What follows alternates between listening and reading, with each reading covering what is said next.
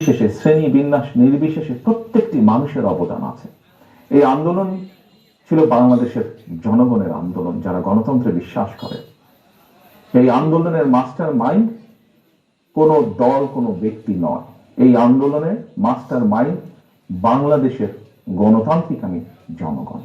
এই বিষয়ে যদি আপনার থেকে জানতে চাই যে হচ্ছে যে যখন আন্দোলনটা চলছিল তখন যে আন্দোলনে যে ছাত্র নেতৃত্ব ছিল তাদের সাথে আপনার কতটা যোগাযোগ ছিল? আপনার দলের সাথে তো নিশ্চয়ই যোগাযোগ ছিল, দলের নেতা কর্মীদের সাথে, অন্যদের সাথে আপনার কতটা যোগাযোগ ছিল?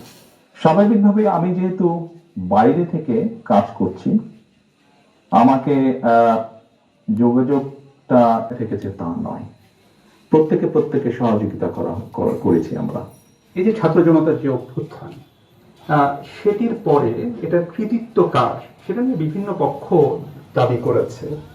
তাতে কি আপনার মনে হয় যে এর ফলে বিভিন্ন পক্ষের যে সংকীর্ণনীয় ঘটনা, এই আন্দোলন, মানুষের এই আত্মত্যাগ, সাধারণত কোন রাজনৈতিক আন্দোলনে, স্বৈরাচার বিরোধী আন্দোলনে শিশু হত্যা হয় না, মারা গিয়েছে। আমি আগেই বলেছি, আপনার আগের প্রশ্নের উত্তরে বলেছি যে এই আন্দোলনের ক্রেডিট দল মত নির্বিশেষে বাংলাদেশের জনগণের, কোন একটি রাজনৈতিক দলের নয়।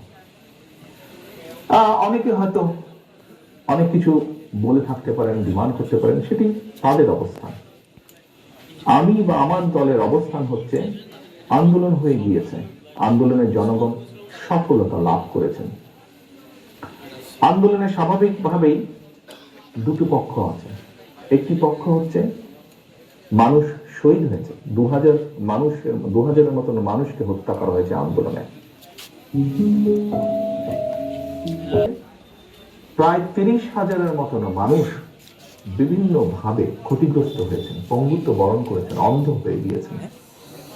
আমার মনে হয় আমাদের উচিত হবে, এখন আমাদের সকলের উচিত হবে, রাষ্ট্র সহ সরকার প্রস্তুতি এবং কৌশল নিয়ে আমরা কথা বলবো। তো এই বিষয়ে আপনাকে প্রথম প্রশ্নটি করছেন আমার সহকর্মী কাদির করিম। নির্বাচন প্রসঙ্গে যদি আসি, অন্তর্বর্তী সরকারের শুরু থেকেই দেখা গেছে যে বিএনপির পক্ষ থেকে দ্রুত নির্বাচন দাবি করা হয়েছে। সরকার গড়িমসি করছে, এ ধরনের অভিযোগও বিএনপির নেতারা করে আসছেন। তো এখন